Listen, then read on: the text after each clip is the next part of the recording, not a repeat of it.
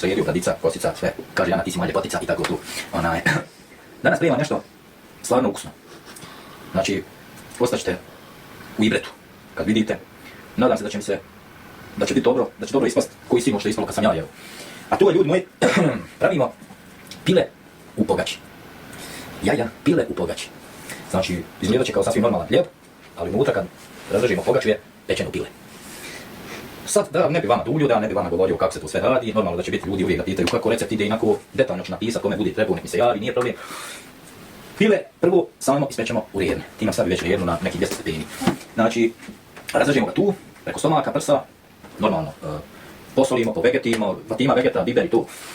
Znači, vi gledate proceduru, ja vam kažem iskreno, na svoje 34 godine nisam nikad ništa bolje jeo u životu.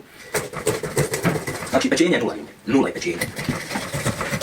Tako da sam ja zamolio gospođu koja je napravila, kad mi dala recept, dala je ovim putem mnogo se zahvaljivam jer znam da će da gleda. Nadam se da će ispast barem približno ko što je u nje ispalo ukusno. Ja u životu ništa bolje nisam pojeo, opet vam govorim. Kad smo pile, normalno ono je vidiš sad, evo, znači kad smo pile raspolovili, ide taj rad. Taj rad ide. Tu. Tak, evo ga. Ovo je pile, ljudi. Sad, normalno sasvim, znači dodajemo so. Znači, so dodajemo, ljudi. Ide vegeta, samo što mi je ruka, ne da dobaciti. Da vam kaškicu. Može biti ruka. Ljudi, ja vam kažem da nisam ništa jeo bolje u životu i to vam je 100% živa istina.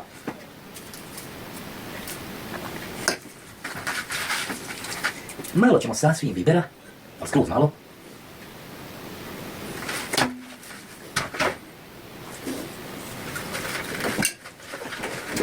I naravno, još sol. Pošto Jana voli kuračke, ja sam odmah ovoj gospođi rekao to moram da napravim, jer Jana bez kuračke živjeti ne može. Ljudi moji, sad, glavna stvar je maskimo pepsiju.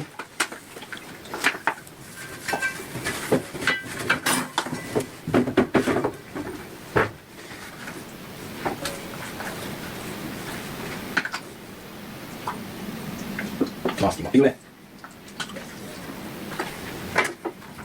Ovo ovako kako jest, ide da se peče, a mi se vidimo na stavku. Znači ljudi, pile se peče, stavili smo da se peče pile, ovdje smo sve pripremili brašna koliko nam je potrebno. Na ovo brašno dodajemo 2 kaškice soli, što 2 zato što mi ova sol nije mi ljudi onaj uopšte slana kako treba uvijek.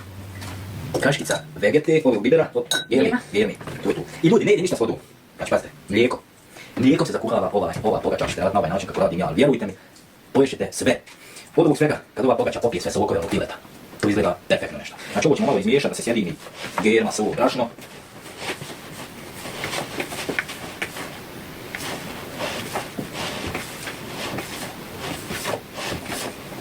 I, bismillahirrahmanirrahim, znači, potkuhavamo sa mlijekom.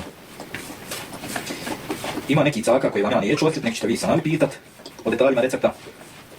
Znači, sad idemo samo potkuhati sa mlijekom.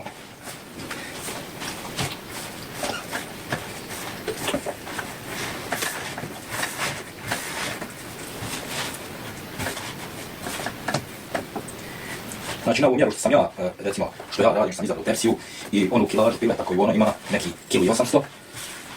Sasvim dovoljno je da nam ostane u samom dnu mlijeka viška, znači sve se troši. Ti me slijeva lijepo onaj, i kad s mlijekom potkuha? Nisi. Znači ovo je prvi put da ćeš jesti. Prvi put. Jedno čekam na probu. Ljudi, ja mislim, kad one ovo probaju, pa ti ima recimo hljeb. Ja, vjerujte mi sinoć, znači nije mi uopšte bilo gotleta koliko mi je bilo do ovog hljeba. Čekaj se treba najbrat. Evo, samo dobro izmijesimo.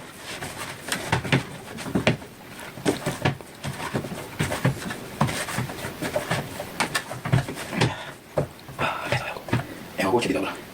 Možeš daš nakneš se kutijeti? Neću. Ljudi, vidite ovo. Misliš ovo dobro potkuha? Jes. Jes, pod uvijek imaš ruke pravi sam nešto dobro potkuhaš.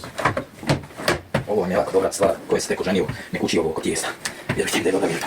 A dobro ćemo to kući. Ništa, to je to ljudi, mi smo potkuhali, vidjeli ste kako smo potkuhavali. Sad čekamo pile i da nam dođe naša pogačica.